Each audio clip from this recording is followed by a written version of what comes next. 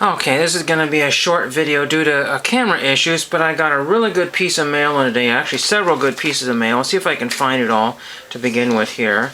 But the first thing that came in was a trading card, and the trading card was for a set here, and it came in a not a top loader, but it came in one of these. It came in this Elite one. It almost had slipped out of here.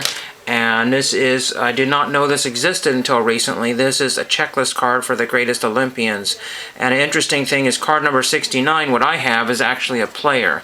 And this one is listed as a checklist on this checklist card on the back here.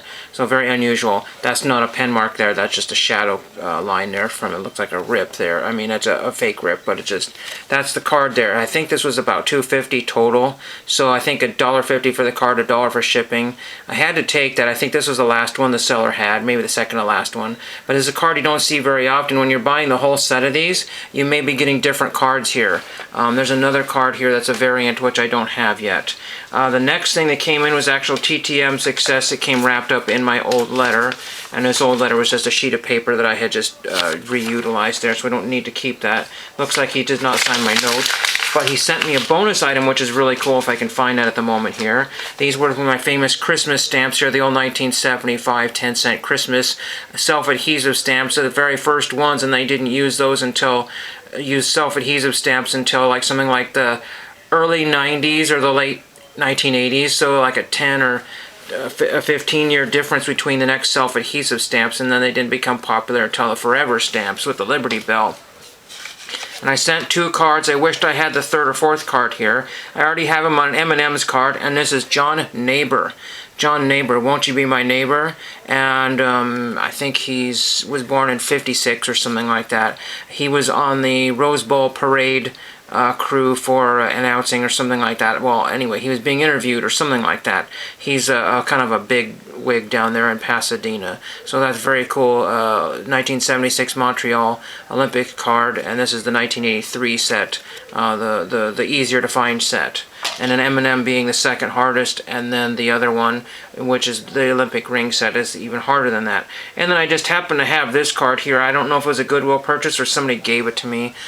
John Neighbor. That's one of the few ones I kept out of this Hall of Fame set. It's not really been one of my favorite sets because I don't like sets that have a bunch of, really ancient players and a lot of new players. I just like either ancient or new, usually, because I can't complete a whole autograph set that way. There's a lot of people in this set, so I guess it's a smaller set then.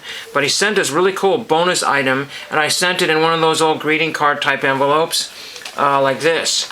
See, you want to use one of the greeting card envelopes because a lot of these lesser known athletes might have special items there, like 4x6s, 5x7s, and put them in those sort of things. And it was a very quick return, and he sent me this really awesome card. I saw some other cards with a fairly similar design out there. So John Neighbor has his own jumbo card right there, and this is from the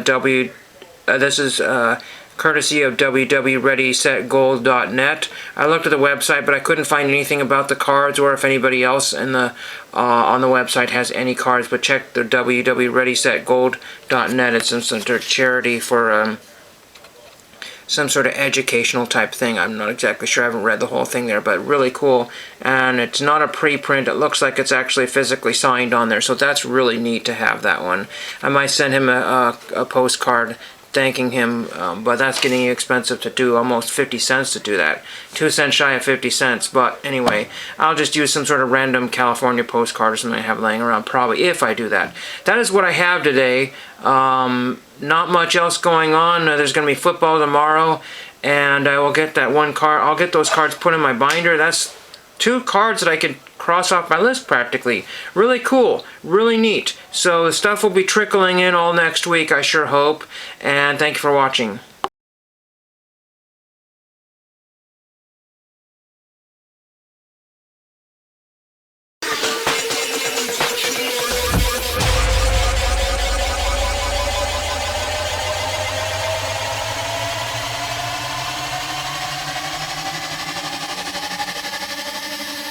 Tell me what you like, tell me what you like.